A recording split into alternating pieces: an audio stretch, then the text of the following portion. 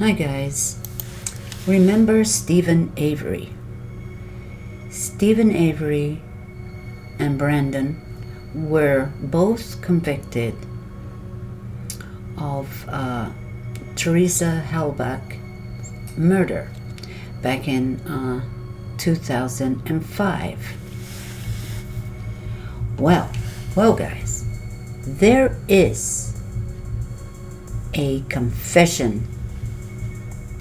Remember, Making a Murderer became a series on the Newsweek, and they brought light to this case because everybody's thinking we're not quite sure if they did it or not. Now, the police, the detectives, and I guess the jury were convinced that they both did it. But there's a little but there. It's a little but I think it's a big but too, because there's people still fighting for him, fighting for evidence to be looked into, and his case looked into, and to have another trial because of evidence at the time. Now, there's a confession going around, guys. It's floating around. An inmate in Wisconsin has confessed to this murder.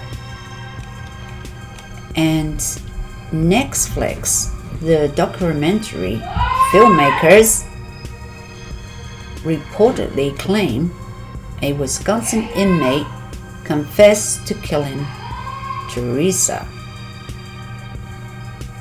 Now, this is what they are saying.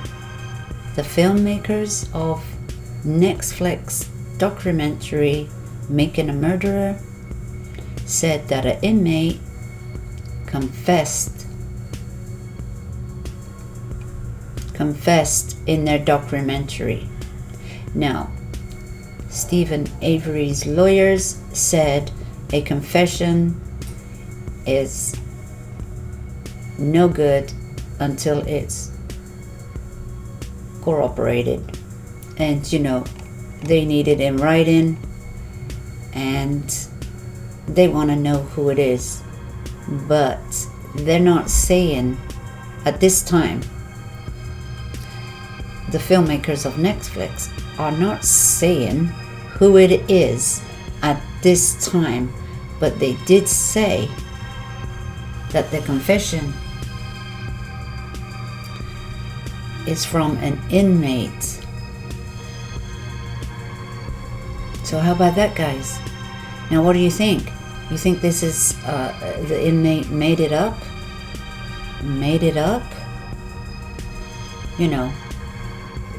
Because he got on the Making a Murderer, the documentary. Filmmakers were there, so he made it up. Yeah. So we don't know if this is true. It's a fact, but we don't know if the inmate has made it up. And this comes from the filmmakers of Newsweek's documentary. And this is the Bombshel, guys. This is the Bombshel. Now, if somebody confesses to you that they did the murder, then it should be looked into. It should be looked into. Now, why hasn't this been looked into before now? Right. So here we go again. We got something else to think about. A little while ago, it was the bones. And they wanted to have reopen the case on evidence that wasn't available to them at the time. The bones. they want to examine the bones and to see if the bones were really her bones. I would have thought they were. I mean, you convict a man, you got to make sure you got the right bones. But anyway, that was just something else that set it back, set his case back, because his appeals. And of course, this Wisconsin inmate allegedly has confessed to Making a Murderer filmmakers, the series that's on Netflix, to killing Teresa Halbach back in 2005. She was 25 years old. So I don't know what you guys think, but do you think that this guy allegedly confessed to the filmmakers while they were filming really did it or not? Because I'm still iffy on this case. I really don't know how they convicted them both on the evidence that they had and some lack of evidence. But I mean, yeah, they had evidence, but I don't think that their case was proven without a shadow of a doubt. That's the problem. It could have been a setup. Oh yeah, and they say it could have been with law enforcement. Could have been planted evidence, a setup, because of his suing the county of millions of dollars as he served 18 years in prison for a crime he never did. And it wasn't like he was a real troublemaker. He got in some trouble, but it wasn't like he was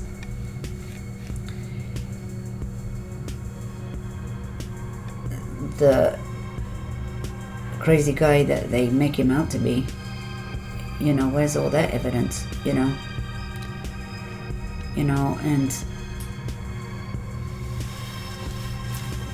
he had a girlfriend. I mean, why would he put himself back in these shoes? Having somebody over, talk to him about photographs or, the newspaper, getting an interview, and she was going to tell his story. Yeah. And they didn't want her story out there. They wanted this case to go away, and they wanted this lawsuit to go away. And so that was their opportunity. I don't know, I'm just guessing. I'm just thinking. This is just my opinion. And yeah, it wouldn't be the first time he was set up. It won't be the second time. And many people have been set up and wrongly convicted. Yeah. So we'll have to see on this one, guys, if they're going to really get this information out of them and look into this, because they are going to have to talk to this person that said this, that he confessed to it. Well, there are crazy people that confess to things they've never done. I don't know why. Because they want to be famous, don't they? They want to be famous. Yes, so more Netflix coming out on Making a Murderer. I mean, it's a worldwide sensation. On the 2015 when they first 10 episodes. I mean, millions of people watched it all over the world, in a lot of countries that it was showing. fascinated by this case. I mean, there is lots of murders that happen in Wisconsin, but this one caught their eye because it was a little unusual. And that's how it went down. It was something that got the people's attention, and it's got famous from it. You know? Turn around with it. But you know, after he was released from prison in 2003, after serving 18 years, and mind you, it was a 20-year sentence, so he did serve 20, just about his 20 years. He filed a lawsuit for $36 million against the Manitowoc County. And he had $36 million to put to him. No siree. And he wasn't going to give that money to him.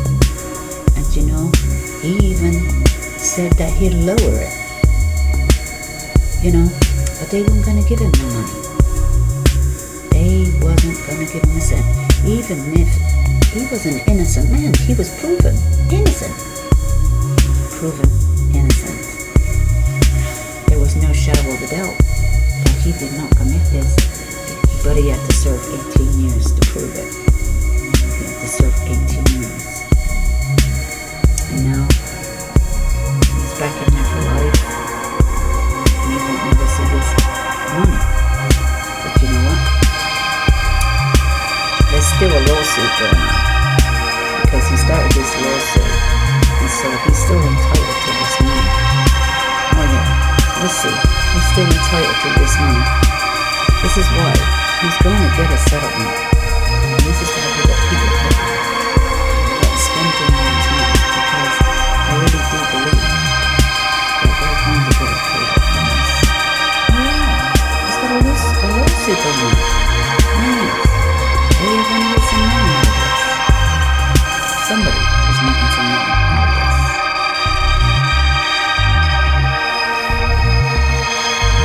And the Wisconsin enforcement did not respond to the people's request for comment.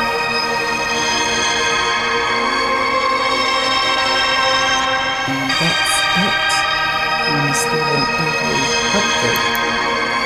And the update of the little bombshell that an inmate in Wisconsin prison confessed. He is the real killer, allegedly. But they gotta get it in writing. We'll see. Stay tuned for more updates on this situation, this case that's hot in the news once again. And thank you for stopping by.